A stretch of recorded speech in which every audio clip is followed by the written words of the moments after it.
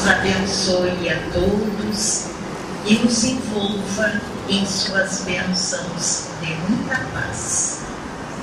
Sejam bem-vindos todos, meus amigos, em especial aqueles que aqui se encontram pela primeira vez, que possam se sentir como nós, amparados pelos espíritos bons que norteiam as atividades da nossa casa.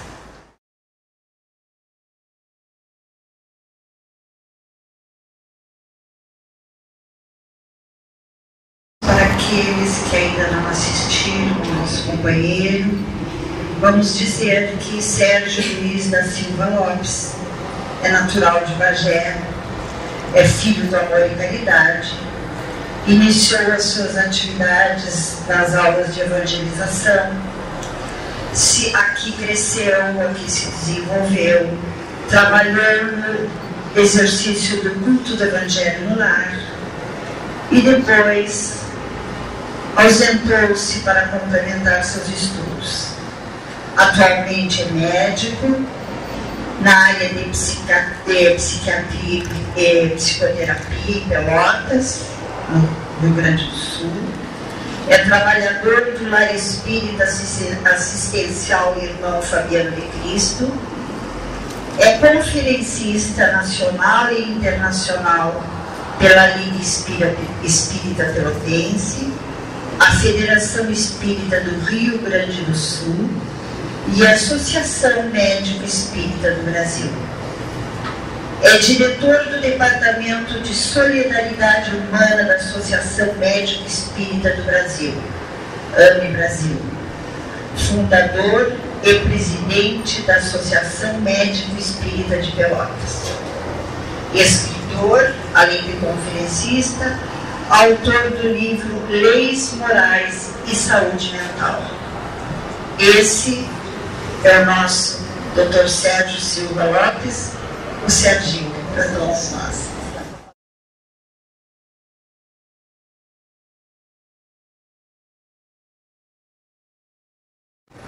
Uma boa noite a todos. É com muita alegria que retorno por mais uma vez à minha terra natal, e particularmente ao amor e caridade, que é o berço, a base, que deu toda a estrutura do conhecimento espírita que possuo até hoje.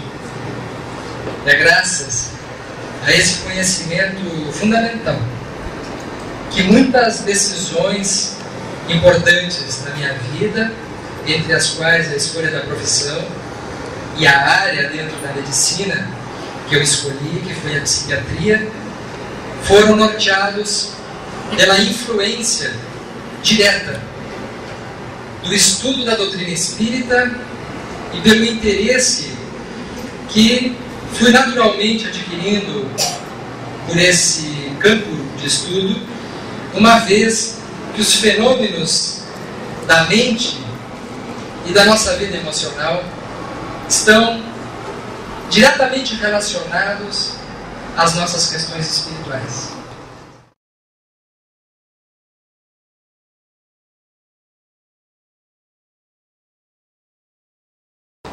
Muita gente acha que perdoar é esquecer. E perdoar não é esquecer. Aliás, não é bom esquecer. Porque se nós esquecêssemos os acontecimentos que somos vítimas ou dos quais sofremos, muitas vezes nós podemos sofrer de novo. Se nós esquecêssemos os crimes do nazismo, seria muito ruim para a humanidade. É bom que a humanidade não esqueça, para que isso não se repita. Nós não devemos esquecer que uma pessoa desonesta que nós tínhamos por honesta nos passou para trás, porque se nós perdoarmos no sentido de esquecer, ele vai nos passar para trás de novo. Então, perdoar não é esquecer. O que é perdoar, então? Perdoar é superar o ressentimento. É como nós pegarmos uma brasa e atirarmos na outra pessoa. provavelmente nós vamos errar. Porque ninguém é bobo de ficar na direção da brasa. A pessoa sai fora, mas a nossa mão nós vamos queimar. Então o ressentimento é essa queimadura que nós permanecemos, é a brasa interior, que fica queimando a nossa saúde psíquica e a nossa saúde física, porque muitas gastrites, muitos refluxos, não todos, por favor, se devem a ressentimentos. Há situações que não foram devidamente engolidas, porque assim como a gente não engole um alimento e ele volta e ele não é digerido, às vezes nós não engolimos algumas situações que voltam e ficam irritando o aparelho esofágico digestivo, gerando azia, gastrite, úlceras, queimações. São brasas psíquicas que prejudicam aquele que não teve condições de superar. Por isso dizia Jesus, perdoai? Perdoai não 7 vezes, mas 70 vezes 7, ele estava dizendo, não fica com a brasa. Não fica com a brasa guardada dentro de ti, porque provavelmente isso vai ferir, e muito, exatamente aquele que não conseguiu perdoar. Perdoar é abrir mão da retaliação. Perdoar é abdicar de vingar-se. Perdoar é não revidar. E somente mais tarde, nos outros passos que vamos descrever, perdoar se torna uma atitude mais completa. O primeiro passo do perdão é não se vingar. E não se vingar significa não apenas vingar-se fisicamente. Porque muita gente diz assim, eu já perdoei, mas não consegue parar de desejar mal que alguma coisa aconteça com aquela pessoa. Diz, não, eu não vou fazer nada contra ele, mas Deus é justo. Significa dizer, ele vai passar por uma pior ainda e eu ainda vou assistir. Sem a culpa de eu ser o responsável por aquele problema que ele vai estar passando. Ou não perdoou. Porque ele quer se vingar através da lei de causa e efeito. Né?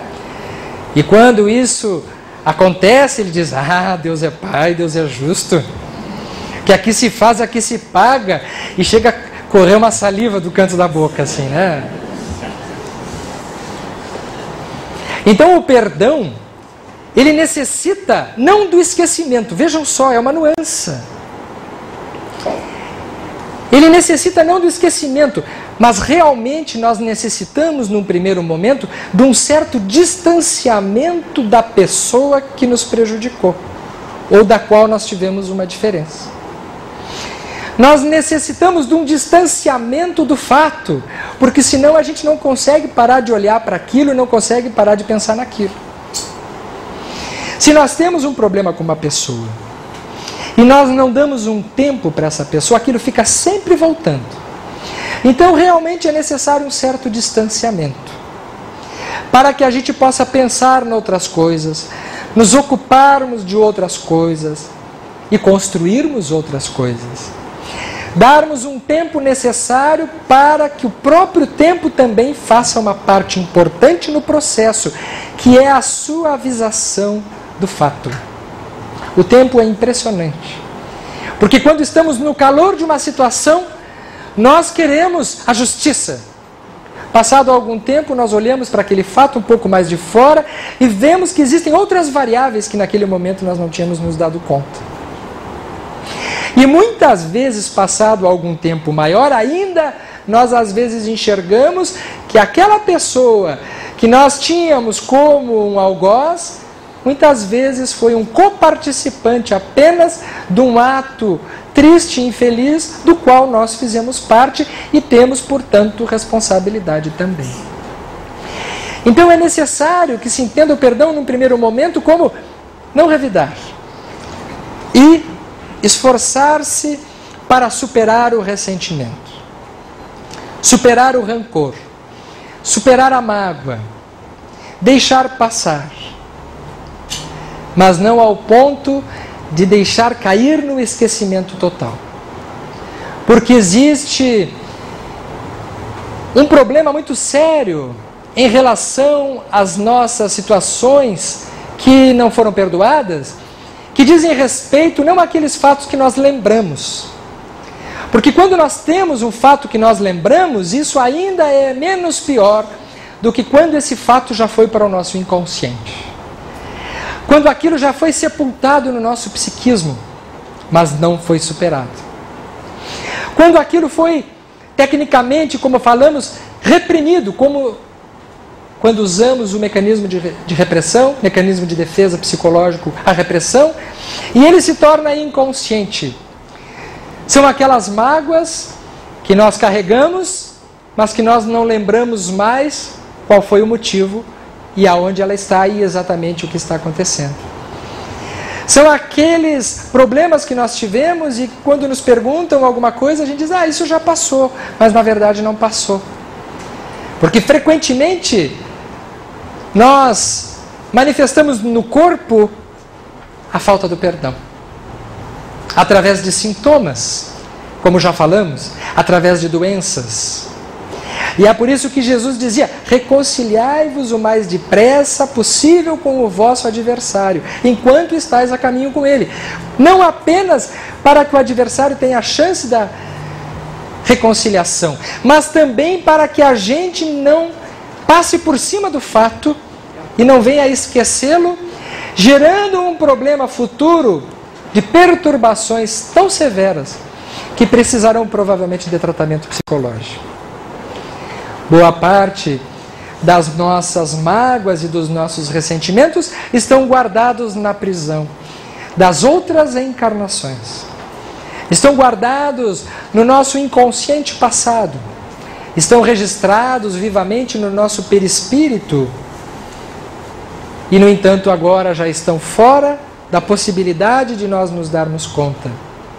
Às vezes, nós encontramos dentro da família, porque é comum que os grandes adversários, aqueles semelhantes que eram considerados inimigos no passado, voltem no mesmo lar, numa mesma família.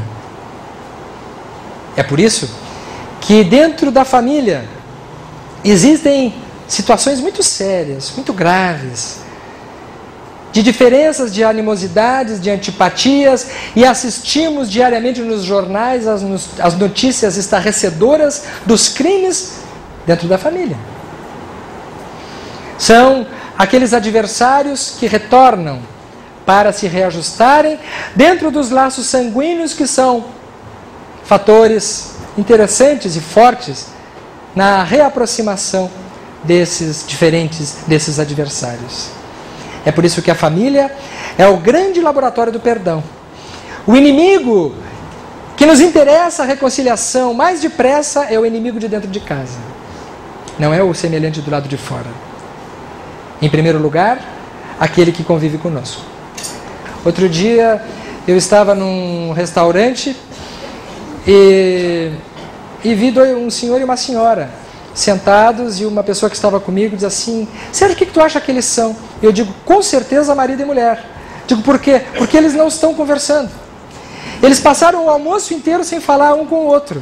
Só pode ser marido e mulher. Não existe nenhuma outra relação que num restaurante fique um homem e uma mulher sentados sem conversar durante muito tempo. Só pode ser marido e mulher. Porque se fossem amigos, estariam conversando. Se fossem irmãos, estariam, talvez um pouco menos. Se fossem namorados, obviamente, estariam conversando. Ele estaria servindo ela no prato. Ela estaria perguntando, provavelmente, que sobremesa ele quer. Mas marido e mulher, depois de um certo tempo. Ele olhando para a televisão, ela olhando para o infinito. Eu digo, marido e mulher. Aí depois eu passei, dei uma olhadinha no dedo e estavam de aliança. Era uma aliança material, mas a aliança do casamento já não estava mais ali. E provavelmente ela é aquela esposa que, quando ora, vocês conhecem a oração da esposa? A oração da esposa, vocês decorem então. Senhor, dê-me sabedoria para entender o meu marido, amor para perdoá-lo, paciência para tolerá-lo, mas não me dê força, porque senão eu bato nele até matar. Assim seja. Dizem que o casal, ela ia casar e já estava pronta lá no Oriente para ir para casa com o marido, quando ela soube que iria morar com ela, sabe quem? A sogra. A sogra iria morar junto. E no Oriente, a mãe do noivo, a sogra, ela precisa ser cuidada em primeiro lugar. Ela precisa ser acarinhada, ela precisa ter privilégios, ter uma atenção em especial. E ela era terrível. Era uma sogra daquelas que faz jus à fama, né? E a norinha tinha um verdadeiro pavor da sogra, ia morar junto. Ela disse, mas eu não vou aguentar. E de fato começaram a conviver, e aquilo foi um inferno, aquilo que parecia que ia ser o oásis da sua vida, o casamento perfeito, se transformou no umbral da sua existência, com aquela irmãzinha, né, que foi lhe atormentar a felicidade. Aí ela pensou, disse, eu me mato, eu mato a velha, não vai dar. Vou dar um jeito. Aí foi até uma venda para comprar veneno para ela.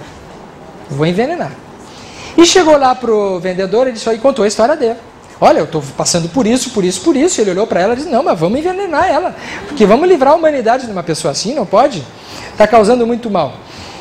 E aí ele disse para ela, esse frasco aqui, 3 gotas no café da manhã, todos os dias. Tem que ser devagarinho. Que é para ela não passar mal de repente, porque também não adianta matar assim tão declaradamente, porque ela vai ser, obviamente, descoberta. Então vai dando 3 gotinhas todos os dias, daqui a algumas semanas ela desencarna sem causa aparente. Aí ela foi. Só que, antes de ir, ele recomendou o seguinte, só que para o veneno funcionar, tu vais precisar tratá-la bem durante esse tempo. Mas como? Porque é para ela não desconfiar. Porque se começar a dar gotinha toda manhã e ela começar a passar mal e seguir tratando mal, óbvio que ela vai se dar conta que tem alguma coisa errada. Então, tu faz o seguinte, tu trata ela bem. É por pouco tempo, são alguns dias, algumas semanas no máximo. E ela vai ficar desencarnadinha mesmo, assim. Quando vê, ela já foi. Ela foi, tudo bem, eu faço o sacrifício. Quase. Chegou lá. Passaram-se algumas semanas. Ela retorna na venda e diz assim, eu quero um antídoto. Eu quero um antídoto para o veneno. Mas por quê? Porque aconteceu uma coisa impressionante. Desde que eu comecei a tratar bem a minha sogra, ela começou a mudar comigo. Eu chegava em casa todos os dias, começava a conversar com ela, a trocar ideias, comecei a preparar a comida dela, a dar atenção, a olhar com carinho, levei ela no shopping, e sogra adora shopping, coisa impressionante. E levava ela para passear, e ela se transformou na minha melhor amiga. E eu estou me dando muito bem com ela. Eu descobri que ela é uma pessoa maravilhosa. Eu quero um antídoto para esse veneno. Ele disse, não vai ser preciso um antídoto. Porque, na verdade, eu não te dei um veneno. Na verdade, eu te mandei uma vitamina para tua sogra. Ele bem que eu desconfiei. Ela disse, bem que eu desconfiei que ela estava ficando mais gordinha. Também. E ele disse, essa é a vitamina do amor. À medida que nós vamos dando a vitamina do amor para as pessoas, na maior parte das vezes, vão correspondendo, porque o ser humano tem uma vocação para a simpatia. Nós podemos não acreditar, porque nós estamos muito desconfiados da bondade humana. Nós podemos achar que o ser humano está fadado ao insucesso ou ao fracasso. Mas todos nós nascemos inocentes no mundo. Todos nós um dia atraímos a simpatia de alguém quando nós éramos bebês. Basta colocar um bebê aqui e acaba a palestra. Porque todo mundo vai ficar olhando para o bebê. Porque o bebê recolhe a simpatia, é da natureza humana, é um presente de Deus para que a gente cuide. Portanto, todos nós um dia fomos simpáticos a alguém. Na nossa matriz original nós temos a ternura, nós temos a simpatia, que nós vamos desaprendendo no decorrer do tempo a usar uns com os outros. Vamos aprendendo que para vencermos na vida, nós temos que passar por cima dos outros, que os seres humanos não são confiáveis, e nos tornamos indiferentes, fechados, sisudos. Experimente um riso, experimente um olhar amigo para aquela pessoa e provavelmente ela vai desarmar. Esse exercício é um exercício fundamental para que a gente possa estabelecer relacionamentos mais satisfatórios. Boa parte das dificuldades, daquelas situações que logo depois vão ser precisos exercícios de perdão, poderiam ser evitados se nos nossos relacionamentos nós fôssemos mais amorosos uns com os outros. Certa feita, alguém havia cometido uma insanidade com o Mahatma Gandhi e alguém pergunta a ele se ele seria capaz de perdoar aquela pessoa que lhe prejudicou. E ele disse que não. Como não, Gandhi? Tu não vais perdoar? Ele disse, eu não preciso perdoar, porque eu não me senti ofendido. Só é necessário perdão para aquele que se sentiu ofendido. E quando nós não nos sentimos ofendidos, quando nós estamos além daquela frequência de onda, daquela vibração, daquele nível, quando nós estamos numa outra hierarquia de possibilidades, nós não sintonizamos com as motivações do outro.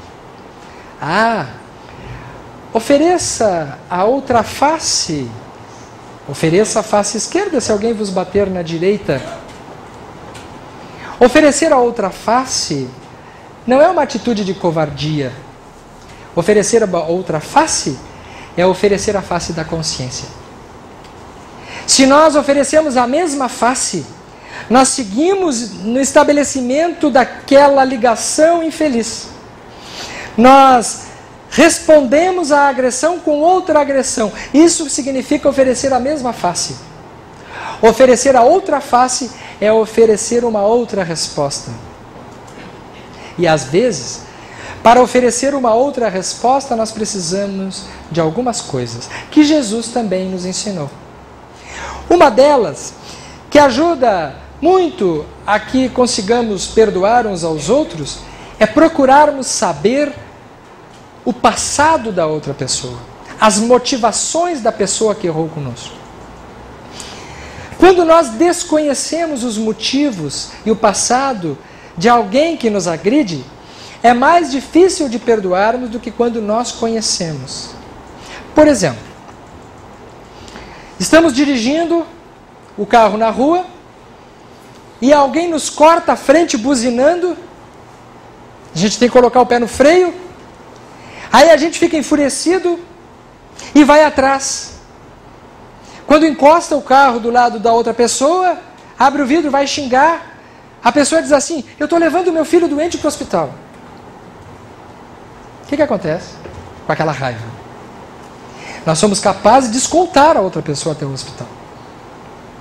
Porque nós entendemos que ela teve um motivo que não foi pessoal. Ela não nos interferiu no trânsito por uma questão de um gracejo ou de uma motivação qualquer. Ela estava com um problema sério. E eu, naquele momento, eu passo por cima da minha ira, da minha cólera, do meu ressentimento, que se transforma em consciência. E então eu ofereço a outra face. Era o que Jesus queria dizer. Oferecer a outra face é oferecer uma outra possibilidade. Uma pessoa pisa no nosso pé de forma desajeitada. Nós ficamos enraivecidos com aquilo, nos viramos para o lado e vemos que a pessoa é cega. O que acontece com aquela ira, com aquela cólera, com aquela raiva? Se transforma em compreensão. Ela pisou no nosso pé, não foi porque quis, foi porque não viu. Imediatamente, nós somos capazes de darmos o braço para que ela possa ser conduzida com segurança pelo seu caminho. A grande verdade é que nós somos um universo de possibilidades generosas que nós não usamos. Porque se nós usarmos esta conceituação, esta visão, para outras situações que talvez não sejam tão objetivas, como um filho doente ou como uma cegueira física, e entendermos que aquele que nos agride é porque ele é cego, é porque ele está com um problema e ele está correndo para o hospital do arrefecimento da sua loucura. Quando nós percebemos que aquele que nos machuca, ele é um cego moral, nós estamos numa outra faixa de onda. Nós estamos num outro nível de consciência, e aí nós temos condições de oferecer a outra face, a face da consciência. A verdade é que quando Jesus falava, ele estava dizendo muito mais do que aquilo que parecia ser a expressão literal das suas palavras. É por isso que ele disse que um dia nos enviaria um outro Consolador, que seria necessário que aquilo que ele falou nos fosse explicado, para que entendêssemos aquilo que ele havia nos dito, e tudo aquilo que haveria de ser esquecido, que o Consolador iria nos lembrar. E a doutrina espírita é o Consolador de Jesus. A doutrina espírita é o perdão de Jesus com todos nós. Também ele irá nos oportunizar a grande passagem, que no meu entendimento é uma das válvulas mestras para que a gente consiga ultrapassar as dificuldades nos relacionamentos com os nossos semelhantes. Está naquele caminho daquele dia ensolarado, aquele dia quente, quando ele está circulando, irá passar por uma praça e vê uma multidão enfurecida, gritando para aquela mulher intocada numa parede, e ouvia os gritos dizendo: apedrejai-a, apedrejai-a, apedrejai-a, ela é adúltera. E aqueles que eram os verdadeiros sacerdotes, querendo testar a Jesus dentro da sua arrogância, os sacerdotes da época, chegam até Jesus e perguntam: ó mestre, a lei diz que toda mulher que for surpreendida em adultério merece ser apedrejada. O que dizei vós? E Jesus tranquilamente, olhando para as pessoas que estavam com as pedras na mão, esperando a sua colocação, lhes diz: aquele que estiver sem pecado, atire a primeira pedra. E consta no Novo Testamento que um a um, dos mais velhos para os mais novos, foram soltando as suas pedras, à medida que ele escrevia na areia. E contam alguns mentores espirituais que, enquanto ia se aproximando uma pessoa, Jesus, que conhecia a vida pessoal de cada um na intimidade, pois que ele tinha a visão suprema, ele escrevia na areia a falha e o defeito e o erro que aquela pessoa havia cometido. Quando a pessoa olhava e via que o mestre estava sabendo que ele já tinha aprontado, ele soltava a pedra. Mas o que chama a atenção é que ele diz: dos mais velhos para os mais novos. E isso tem um fundamento. Quanto mais velha uma pessoa, mais ela errou. Quanto mais nova, menos tempo para errar ela teve. Então ali está o ensinamento, que também na nossa vida, à medida que vivemos, nós erramos muito também. E se isso tem um lado negativo que precisamos superar, através do auto-perdão, por um outro lado, pode ser uma ferramenta fundamental para que a gente consiga perdoar os outros. Porque nós só conseguimos, invariavelmente, perdoar os outros quando nós identificamos em nós alguma falha semelhante ou muitas vezes superior à da pessoa. Eu posso perdoar o mentiroso porque eu minto. Eu posso perdoar o indivíduo agressivo porque eu já agredi alguém. Eu posso perdoar o indivíduo vaidoso, orgulhoso, porque eu sou vaidoso, eu sou orgulhoso também, ou não? É exatamente por termos as mesmas falhas e muitas vezes superiores à das pessoas que erram conosco, que nós temos a capacidade e a condição de compreender as falhas dos outros. E aí é fundamental que a pessoa ela olhe para dentro de si. Porque se a pessoa não olhar para dentro de si, ela ignora, ela nega que tem algum problema e fica condenando os outros. E age de forma projetiva. Ah, ele errou comigo. Mas, e tu nunca errou com ninguém? Não, eu já errei com alguém. Eu já pisei na bola com alguém. Eu já traí, eu já menti, eu já agredi, eu já magoei. Não tem nada mais natural do que ter uma capacidade de reconhecimento na familiaridade daquele gesto por uma coisa que eu já passei também, ou que eu fiz alguém passar. Esta é a divina possibilidade de nós, enquanto seres humanos, conseguirmos perceber os semelhantes dentro da perspectiva da superação das nossas dificuldades. Isso é tão importante, porque eu conheço muita gente que fica se mutilando, se autoculpando pelas falhas que teve. Tem gente que adoece porque errou. Tem gente que sofre de doenças gravíssimas, mentais e emocionais, por causa da culpa. Quando, na verdade, isso poderia ser utilizado para que ela pudesse entender as falhas dos outros.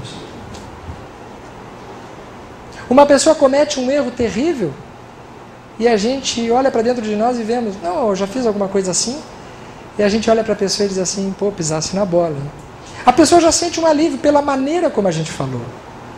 Não da condenação, do ajuizamento, da condenação severa, como se nós fôssemos perfeitos. Como se nós nunca tivéssemos errado. Quando nós não reconhecemos as nossas falhas, ou quando nós nos culpamos severamente, nós perdemos uma grande oportunidade de convivermos em tom de igualdade uns com os outros. Porque o problema não está em errar, o problema está em continuar errando. O problema não está em cair, o problema está em se negar a reerguer-se, a levantar-se e ir adiante. O problema não está no erro, no problema em si, está na nossa postura diante dele. E é o próprio Evangelho que irá nos legar ensinamentos fantásticos. Nós temos exemplos vivos, porque o auto-perdão é uma postura fundamental para que o indivíduo consiga, então, alcançar o perdão aos outros, ao seu semelhante. Temos exemplos vivos de situações bem distintas na vida de Jesus. Encontraremos naquela última ceia o mestre em torno da mesa, quando ele avisa aos seus discípulos que está chegando ao final a sua trajetória e que um dentre vós irá me trair. E Judas, que amava Jesus, porque Judas tinha uma admiração muito grande por aquele mestre. Todos tinham. Ninguém se aproximou de Jesus sem ficar encantado por Jesus. Inclusive Judas. Mas Judas, dentro da sua visão pequena, ele fazia parte de movimentos políticos que aguardavam um rei, uma nova liderança, uma nova autoridade que pudesse derrubar o Império Romano. E ele enxergou em Jesus aquela possibilidade, enxergou no mestre aquela chance daquela liderança que poderia ser alcançada naquele momento. E as intrigas políticas vieram a envolver Judas para que ele viesse a entregar Jesus, prometendo a ele que ele se transformaria no líder da revolução. E Judas, por invigilância, por descuido, acreditando que aquele mestre seria levado a coordenar um movimento político e se transformar um rei na terra, ele acabou entregando Jesus para aqueles que crucificaram. E quando Jesus está para ser crucificado, e Judas percebe o engano que havia cometido, quando ele se dá conta que foi por causa dele que aquele mestre amado iria morrer, ele entra em estado de culpa profunda e se suicida, enforcando-se. Existe uma diferença entre assumir a culpa e assumir a responsabilidade. Nós jamais devemos assumir culpas, mas nós jamais devemos deixar de assumir responsabilidades. É diferente. Quando nós assumimos uma culpa, nós ficamos nos martirizando, nós ficamos nos punindo e entramos em processo de autopunição que pode culminar em doenças e até mesmo no suicídio. Mas quando nós nos responsabilizamos, aí então é um pouco diferente. Aí é Simão Pedro. Quando ele está com o mestre e afirma que um dentre vós irá me trair, Simão Pedro diz: eu não deixarei que nada te aconteça, eu estarei do teu lado. E Jesus diz: mas Pedro, antes mesmo do galo cantar, tu terás me negado 3 vezes. E aí então, quando Jesus é capturado, Pedro fica atordoado e amedrontado. Quando alguém chega para ele e diz: eu te conheço, tu és o seguidor daquele homem, ele tem a primeira angústia das mais importantes da sua vida e diz: eu não o conheço. E ele segue a sua caminhada quando um outro alguém lhe diz: eu o vi, você estava caminhando junto com esse homem chamado Jesus. Não, eu não o conheço. E quando ele já está à saída da cidade, quase que a livrar-se do risco de ser capturado, alguém diz: pega aquele homem, ele é um seguidor. Eu não o conheço. E quando ele diz pela 3ª vez, quando ele nega pela 3ª vez, o galo canta. E quando o galo canta, Pedro acorda. Pedro acorda com o cantar do galo. Aí ele se dá conta, ele cai em si, ele estava inconsciente naquele momento, ele se dá conta daquilo que Jesus havia dito.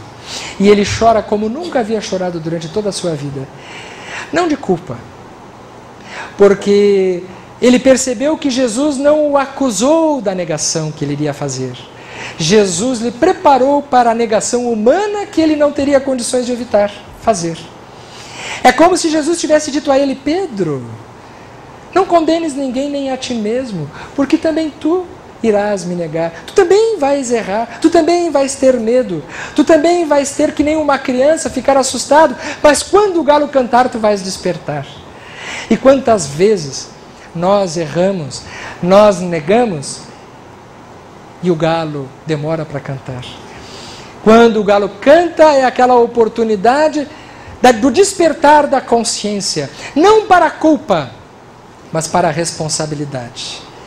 E Pedro, diferentemente de Judas, ao invés de cair numa culpa profunda, ele se transforma num dos maiores apóstolos do cristianismo.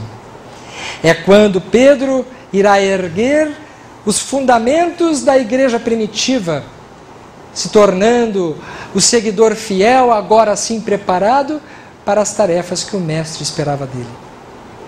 Assumir a responsabilidade não é minha culpa, minha máxima culpa.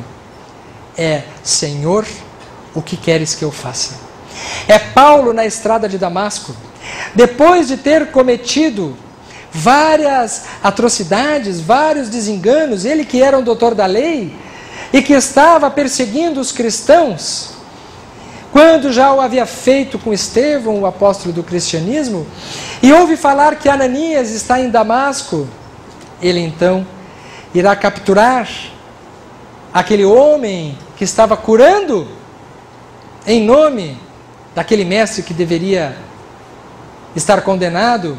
E Saulo de Tarso, que é então ainda o doutor da lei, o responsável pelo sinédrio, uma figura importante do judaísmo, toma a estrada de Damasco. E quando está na estrada de Damasco com seu cavalo, junto com seus soldados, uma luz intensa brilha nos seus olhos. O cavalo ergue as patas e ele cai cego já ao chão. E cego ele vê a figura de um homem de uma beleza infinita, lhe perguntando: Saulo, Saulo, por que me persegues? E Saulo pergunta: quem és, Senhor? Eu sou Jesus. Naquele instante, Saulo poderia ter se torturado em culpa, porque ele tomou consciência, foi o cantar do galo de Saulo. Ele poderia ter se torturado na culpa, dizendo: eu sou uma criatura infame, eu não presto, como muita gente faz. O que fez Saulo? Senhor, o que queres que eu faça? E Jesus então lhe orienta todos os passos que ele irá seguir a partir dali, e ele se transforma num dos maiores apóstolos do cristianismo. Portanto, nós não precisamos nos culpar. Nós não precisamos culpar ninguém. Mas nós precisamos assumir as responsabilidades dos nossos atos e fazer alguma coisa na direção da reparação, na direção do refazimento daquelas condições de equilíbrio, seja no relacionamento com os outros através do perdão, seja no relacionamento conosco mesmo através do auto-perdão. Mas o que fazer quando nós nos deparamos com situações que estão além da nossa capacidade de perdoarmos? Porque se é verdade que falamos que uma pessoa poderá perdoar outra por identificar na outra alguma falha que ela cometeria, muito difícil é quando a gente localiza na outra pessoa uma falha que nós não cometeríamos. O que pensar em relação ao assassino? O que pensar em relação ao estuprador? O que pensar em relação ao pedófilo? O que pensar em relação ao homem-bomba? Em relação ao traficante? Aquele que rouba de forma que extrapola qualquer possibilidade de nós nos compararmos com ele. Quando o erro é muito superior àquilo que nós cometeríamos. Quando alguém nos prejudica ou quando alguém prejudica um filho nosso. Quando alguém nos faz um mal que nós certamente não faríamos. Como perdoar? Existe um perdão que está além da possibilidade humana. Existe um tipo de perdão que está além dos exames, das avaliações que possamos fazer das nossas próprias capacidades. E existe um perdão que nós precisamos também na nossa caminhada irmos alcançando, que é o perdão que temos através de um amor maior do que o nosso. É quando, na verdade, nós conseguimos uma sintonia tão superior naquele momento, que nós nos tornamos maiores do que somos. É quando uma mãe, depois de ver o seu filho assassinado, ela é capaz de passar por cima da sua dor, ainda que sofrendo, pois que nenhuma mãe ou um pai ficaria sem sofrer, se o humano fosse doente e não estivesse por a morte de um filho de uma maneira bárbara. O sofrimento é humano sofrer, mas há muitas mães que transformam esse sofrimento em movimentos em direção e em benefício em prol de outros filhos, de outras mães que perderam filhos. São aquelas pessoas que são capazes de passarem por cima da sua própria dor e mostrarem aí sim a outra face. A outra face que não é do seu próprio rosto, que não é a outra face das suas próprias condições humanas, mas que é a outra face da sua possibilidade transpessoal, da sua possibilidade de sintonia superior. Vocês são testemunhas que muitas vezes, quando nós estamos sintonizados com coisas negativas, nós somos capazes de fazermos coisas muito piores que faríamos em situações comuns da nossa vida. Todos nós somos capazes, se nós tivermos uma sintonia negativa, ou se estivermos com o efeito do álcool ou com o efeito de drogas, a fazermos coisas que em estado normal de consciência nós não faríamos. Quando um grupo de jovens é capaz de matar um índio, incendiar um índio num estacionamento, ou massacrar um animal na rua, ele não é simplesmente ele naquele momento.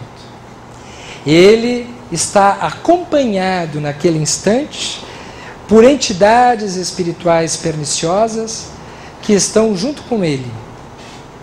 E, portanto, naquele momento ele está sob influência, porque ele abriu brecha, é verdade, das suas condições negativas. Quando nós já estamos numa sintonia que é diferente daquela comum, quando nós nos enraivecemos, quando nós nos perturbamos, nós atraímos para nós interferências espirituais que nos fazem nos tornarmos piores do que nós somos normalmente. Vocês já devem ter passado por isso. Momentos que a gente faz alguma coisa e depois, quando a gente cai em si, a gente diz: onde é que eu estava com a cabeça, como é que eu pude fazer aquilo? E de fato, naquele momento nós fomos piores do que nós seríamos normalmente. Assim como nós temos condições de sermos piores do que somos normalmente, nós temos condições de sermos melhores do que somos normalmente. Basta que para isso nós estejamos exercitando a nossa capacidade de ligação superior. É aquilo que Jesus dizia quando ele falava: já não serei vós, mas serei eu através de vós.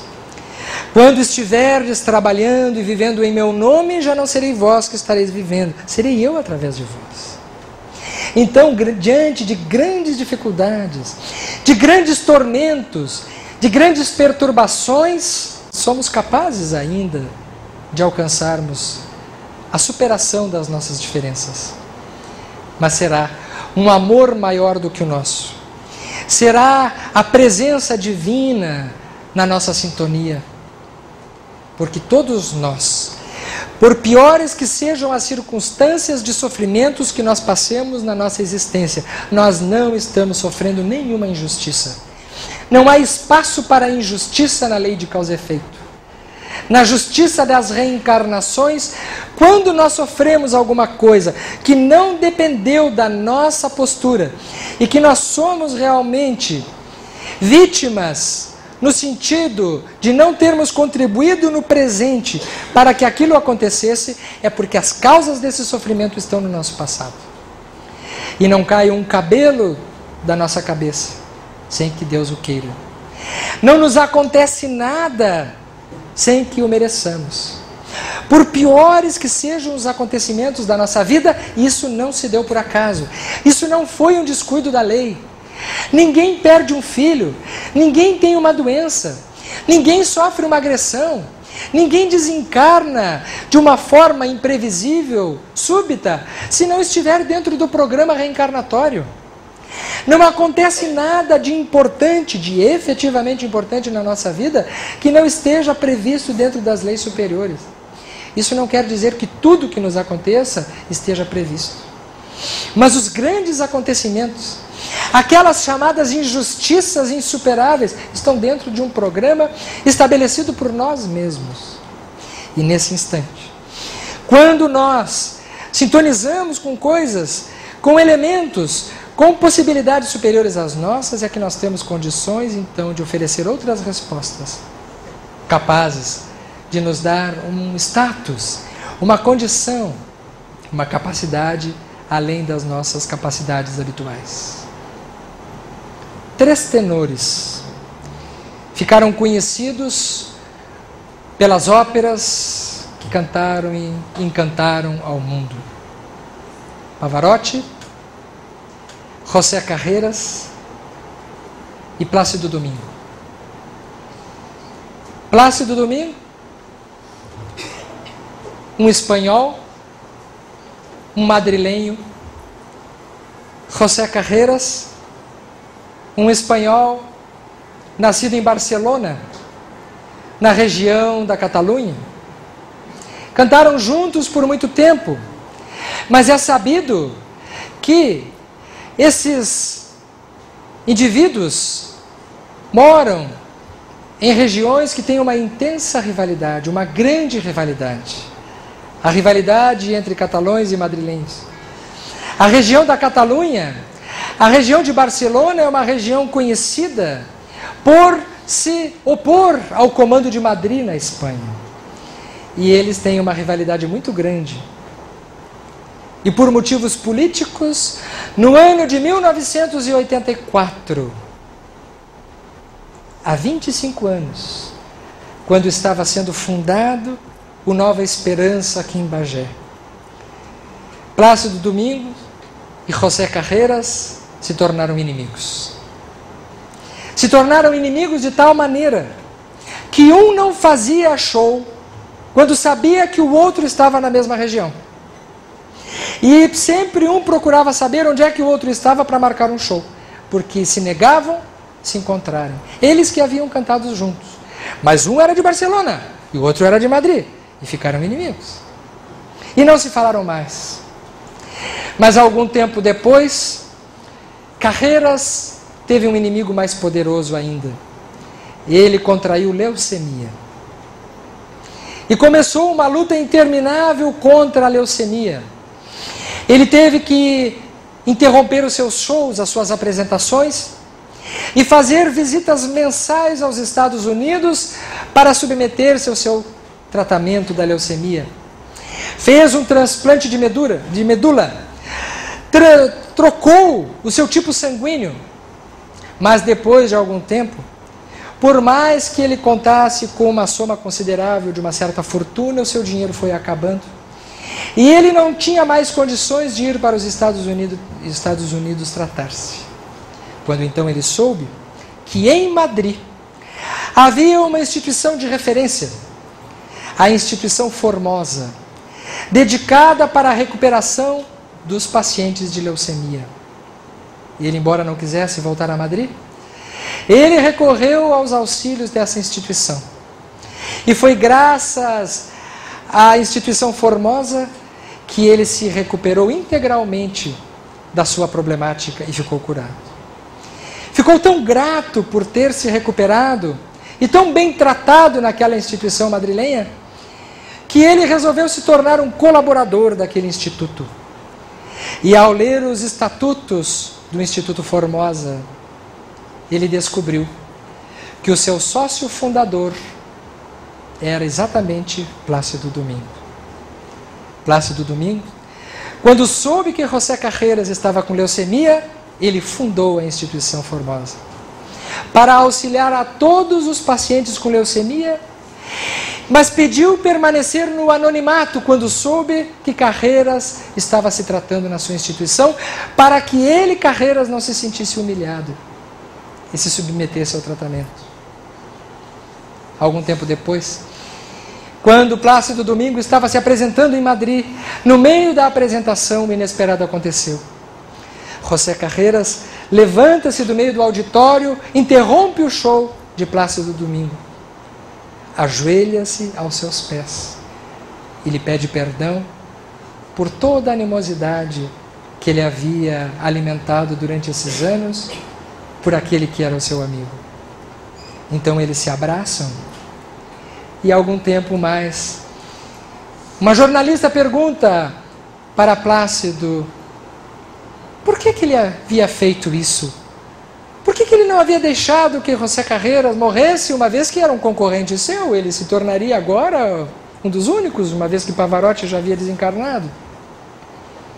E ele respondeu curta e simplesmente: uma voz como aquela não poderia perder-se. Existe uma voz que não pode se perder de dentro de nós. A voz do perdão.